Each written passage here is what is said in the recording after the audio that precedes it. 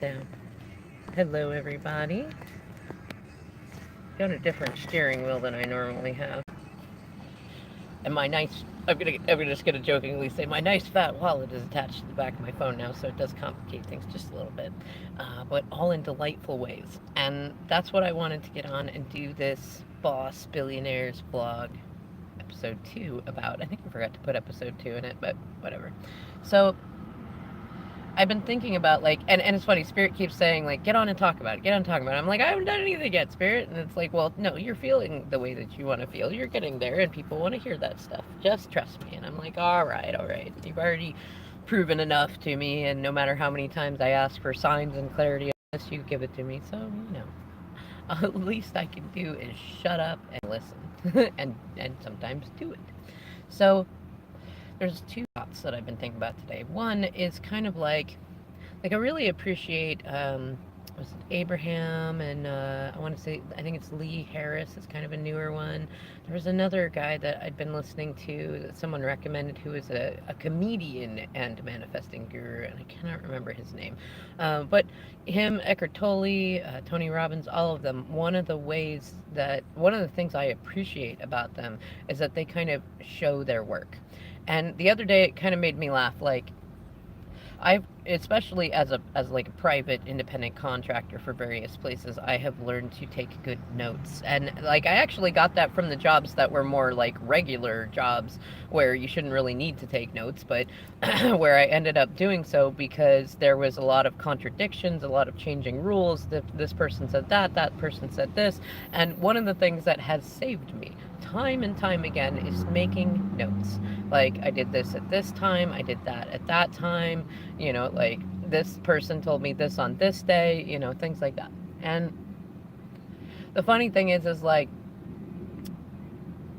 now I've been thinking about how, like, what is it, in school, they always wanted us to show our work when we did math. Now, what's funny is I still, like, I mean, some of this is math, but it's a lot more about, like, personal interactions and interpersonal interactions than it is about math. But it also leads me back to like when I was looking at college degrees that I wanted to go for, there was one limitation that I put in, which is that like I have dyscalculia, so it's a little complicated for me to do like more than basic mathematics. I can do pretty decent. I can do calculation with a calculator just fine, but like when it comes to showing my work, I get lost in the work, and so like it made me laugh the other day though, thinking about how like I'm thinking about how I'm doing something right now. Do you need something? I cannot, absolutely not, and I'm in the middle of something. Thank you. uh, that's funny. So somebody just came up to the car, and this is an interesting side. It looked, I don't know if they stole what they have, but they have like some pretty fancy like tech stuff, and looked like they wanted me to buy some, which is funny because like I'm not in my typical car. Like I mean, I'm ready to go for my farm work, but I'm not in my typical car. I'm in one of my boss's cars, and I know that it looks a little bit, even as an old beat up car, it looks a little bit fancier. So how's that for like getting into feeling like a billionaire? Somebody like I don't have much money to my name right now, and somebody walked up thinking that I must have enough to be able to buy something of that. I don't know whether they thought I had like $10 or $40 or whatever, but it's like, like, okay, good, that feels good. Um, Anyways, back to what I was saying. Like in school, they used to really get on us about show your work, show your work, show your work. And that was one of the things that for a long time in my mind I hadn't even remembered until that moment, that I qualified as like useless. Like, why are you making me sit here and learn how to show my work? This is both boring and redundant, and you get to the answer the same way. What's funny is I think where a lot of times like parents, teachers, adults in general miss the mark when teaching children is that they don't clarify the why. If you can give a child or an adult a why, like what is the value in doing this? This is something I learned in sales. Now I think about it. Oh, and a big truck that says Cloverdale, like clovers. Anyways, so if you can give a good value for it, like this will apply to your life in this way later, and it'll give you a good gratification here, here, and here. most people, most kids will go, oh, okay. Now, if somebody had told me, like, when you're, especially as a Capricorn, when you are older and you are doing, you're working for your boss and whatnot, you're really going to appreciate knowing how to take notes of the work that you do, so that if there's ever a question about what you do or the time you do it in or anything, any sort of discrepancies, you're going to be in a good space because you can go back and say, no, I did this on this day at that time, and da da da da da da da da da da. You know what I mean? You can account for your hours and the money that you're supposed to make and things like that, right? So now I'm sitting in several situations, like, none of them are bad, but like, there's definitely ones where it's important for me to be accountable for my own stuff most of the time. Not like religiously, but enough, And it made me giggle going, okay, all right, thank you for that. Like, that's something that was of value that I did not see a value in before. And because I naturally got into various different situations in life where I needed to do that, now I have that skill. And that was, funny enough, that was a point that I used to make about school, though, is like, when it comes time to need to use something later on, I can learn it. I can, I don't necessarily, it wasn't necessarily a great use of time sitting in school doing all that stuff when I was younger, but like, because it's something that was learned now. Like, yes, the skill was sort of there, but I didn't do very well at showing my work. It ended up being kind of a torture session because of dyscalculia and ADHD. So it was not the tool building in that moment. It was more in this moment the recognition of, oh, had I known the value, or had I found a value in it back then, I could have possibly used that actually, for a long time, I could have probably used that to stay out of the oh, what is it, the scapegoating situations that my family put me into and conditioned me into for a long time, and then other people did. Like, that would have been great. But look, the Pink Panther. Isn't that funny?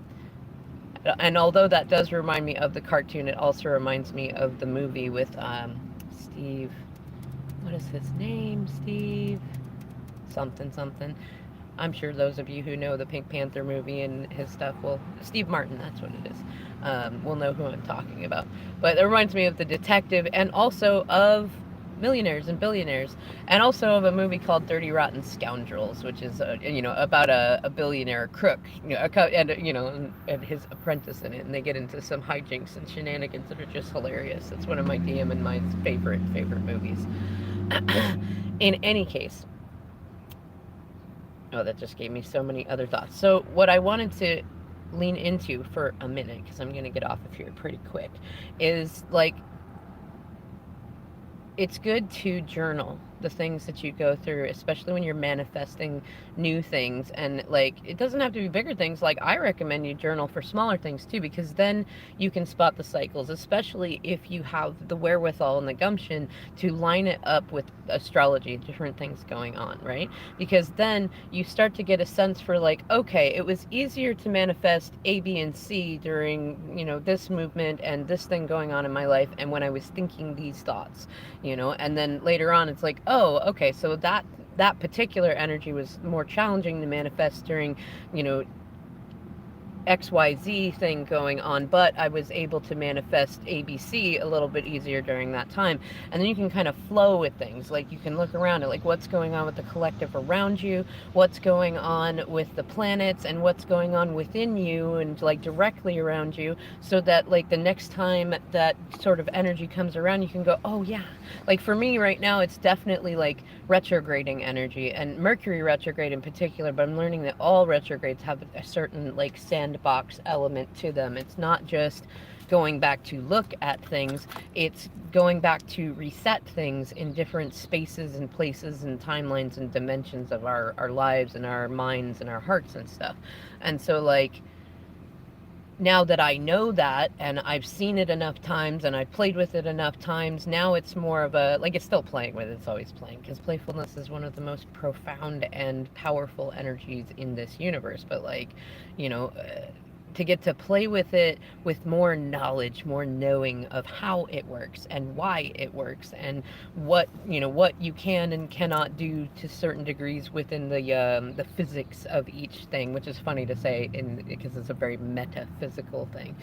And the other energy I wanted to touch on was the notion of like expect the best. I actually saw a meme. Someone else shared a meme on YouTube here about, said expect nothing, appreciate everything. And the first part of me was like, yeah, that's totally awesome. But then the second part of me was like, no, you know what? Like, that is a valid timeline. I'm very appreciative and grateful for like the very Zen like approaches that we can get. But there like is like the timeline that I enjoy being on, that I choose to be on, is one of balance. And like we came into this human experience with ego for a reason. Now, I am always going to be a proponent of like, do not listen to your ego most of the time. But without ego, you can't enjoy an Oreo cookie. Without ego, love doesn't exist. You know what I mean? Like, there is a certain like underlying pulse of love that is ego-less. But without ego, there's no individual, there's no I, there's no like, let's sit down and hold a hand, because you have no feelings. Like without ego, there's no emotions other than just this like kind of neutral nirvana thing. Like, look into Buddhism, which is another beautiful path. Absolutely love it. But if you're following me on my channel, my timeline, I want to enjoy the different things that there are to enjoy that include a balance of ego and higher mind. And I definitely lean into higher mind most of the time. But trust me, like, or I shouldn't say trust me, find out for yourself, explore on your own. This is the way I'm going. You don't have to follow me. Just know that I'm not going to turn around and be like, hey, we're never going to do, we are the team that is in balance with the humanness of things, and you got to come this way. No, I'm just going to keep going. So you follow me if you want to. There's no shame in the game if you don't want to go. So that being said, expect the best. Now, when I saw that meme that said expect nothing and appreciate everything, I was like, that is true. However, I find that it's much more profound and fun to think of it as expect everything is always working out in abundant, benevolent ways that are fun and make you feel grateful and bring more goodness and abundance and wholeness to you. Like, I'd rather have that than expect nothing, because expect nothing, appreciate everything. Yes, there's a value in that. However, if you never expect anything, how can you expect good things to happen? How can you expect abundance in whatever way you want it? Love, money, health, whatever. How can you, how can you see the beauty in the world if you expect none of it? You know what I mean? And a lot of people do. They go into the shadow side, which is like the deep, dark night of soul, ego-y side. And you go, well, I'm not going to expect anything because everybody always disappoint me. And that's the overwhelming energy I often see when people try to go to this like blissed out, egoless state, is that they don't want to expect anything anymore because they feel hurt in the past by their own expectations of people and themselves. So if you expect nothing and appreciate everything, then there's no pain, right? Wrong. Like, you're always going to experience pleasure and pain in this reality. If you exist in this reality in general, it's always going to be there. And even if you can get to a blissed out nirvana state while you're in this timeline, that does not mean that pain no longer exists. You don't care about it as much. Like, it's not a big deal. But really, if you want that healing and that wholeness, and you want to be able to enjoy life and have fun with life, then trying to be blissed out and never expect anything and never want anything and never feel anything is definitely going to lead you to, it's not going to be what you want. You know what I mean? Like, go for it. Try it out. A lot of people get there and then they come, I want to say up to where I am, but I feel like it's more like diagonal.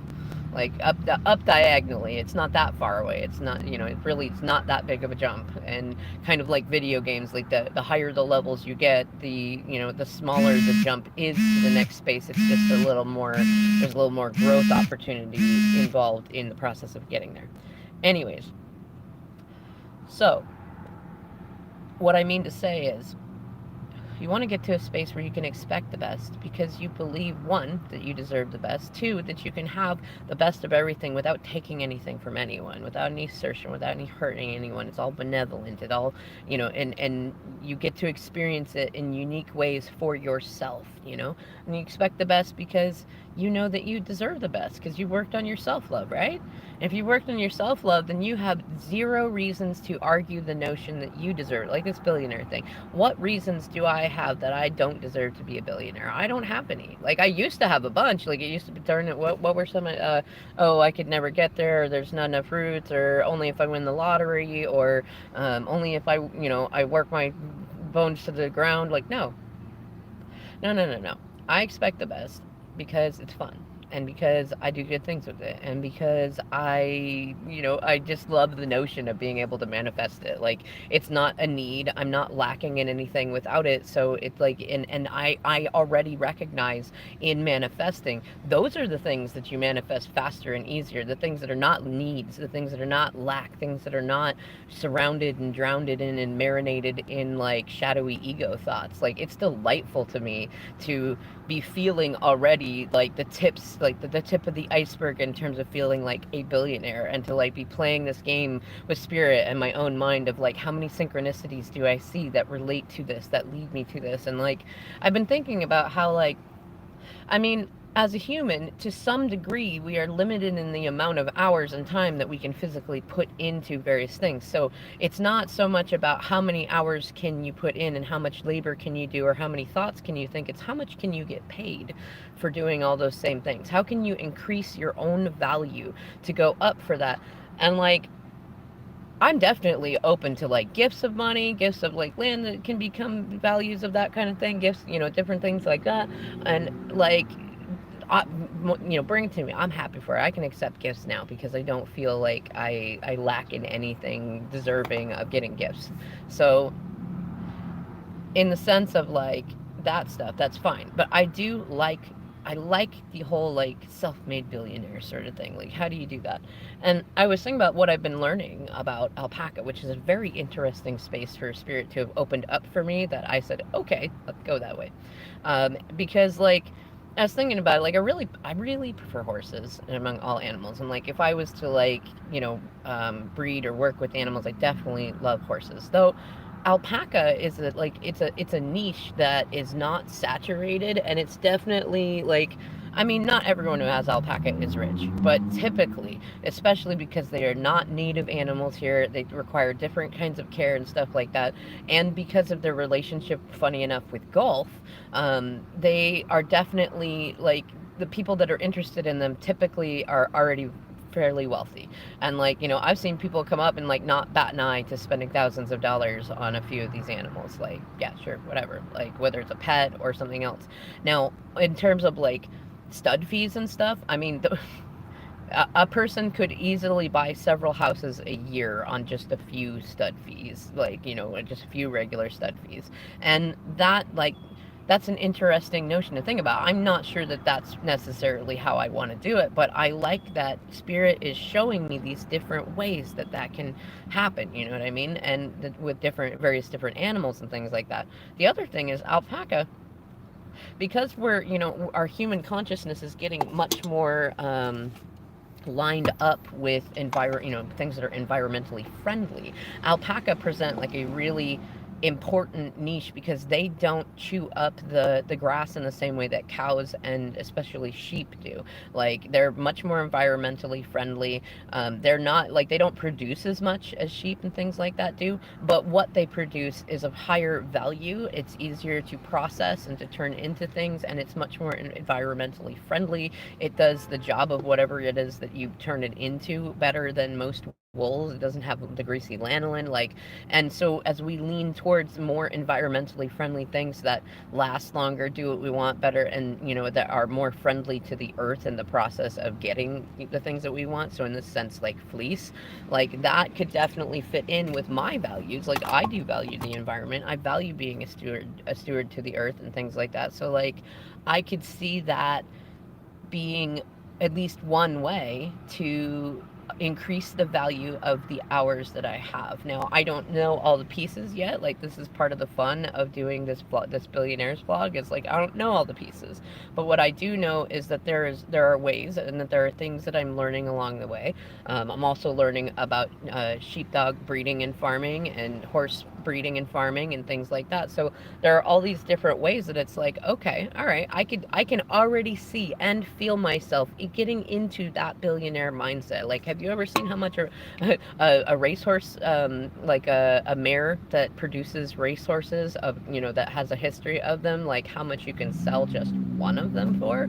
You know what I mean? Like, there are different ways that you can do it. And in my mind, it's more like the thing that slows me down a little bit is like, okay, but I would want to, be better to the animals in the process, and be better to the earth, and aligned with humans that I feel like are more aligned with my values in it. Because I see a lot of people that just jump into it for the sales of it, and that's just never like, no necessary judgment on that, but that's not for me. Like, I want to make sure that something I'm doing as a billionaire, it feels great to my heart, and I know that I will. I don't have to be hyper accountable anymore, because I already know that I will. But it feels worth saying that at least one of these blogs is like, even though I'm talking about, yes, you know how much you can make for doing this and doing that, it does not mean that I am tossing out the aspect of what does it take to care for them, because I've seen a lot of people who get into it just for the sales aspect, and the animals suffer in it, and it's like, no, that's not for me. Or the people suffer in it, like the labor end of things, people not getting paid enough, people not being appreciated for their value, and not getting proper training, being overworked, stuff like that. So it's like, okay, so these are the my, not obstacles, but growth opportunities, because I want the extra value in it. I want everything that I want. How about that? I expect the best. Like, not just, oh, maybe I could get a few and make a few and then try to figure it out. Like, no, I want the best of the best. I want my income and my businesses to feel like, not only do I experience life in full bloom. That's funny. Endless summer. That was a truck that just passed by. And, another spirit wink, right? Like, I want it to feel like that endless summer, and like, it's good, it's valuable. Like, when people, it's like right now, most of the people that I work for, like, it's not 100%. I have some people that aren't very happy with some of the work I've done, but like 80% of the people that I work for they want more of my time. More of my time. They're like, I want to give you more money. Will you come more? You know what I mean? Like that, like, how great is that? Like, so I want to amplify that, but have people, be like, hey, I can pay you more to be here more. And like, your work is worth the value of paying this extra amount, right? And so, I don't know. It's definitely one of those, like, the more you can feel, this is the overwhelming message that Spirit's been bringing to me. The more you can feel like the thing or the person or the identity or the value that you want, the closer it gets to becoming a part of your reality, right?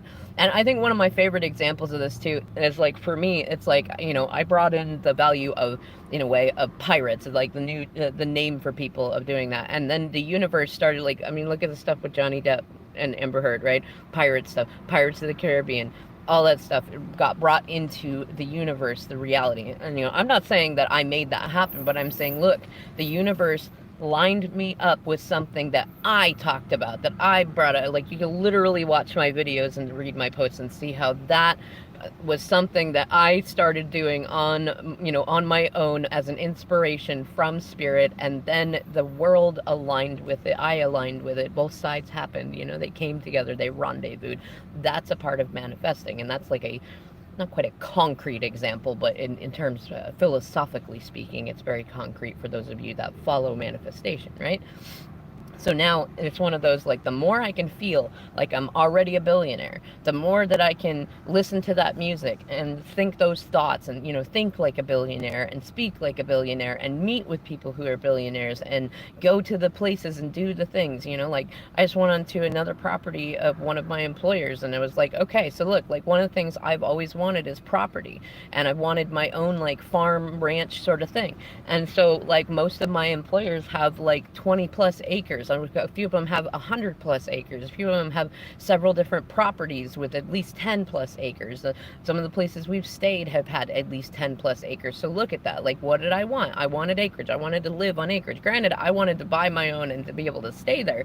But like, this is not a lack of getting that. This is a sign that that is coming, and that I get so good at getting to a place of feeling like I already had that, that now as I enjoy the journey to get that land and property, I get to enjoy the feeling of already being on that much property before it is necessarily in my legal name. You know what I mean? So like, that sort of thing is what I'm amplifying.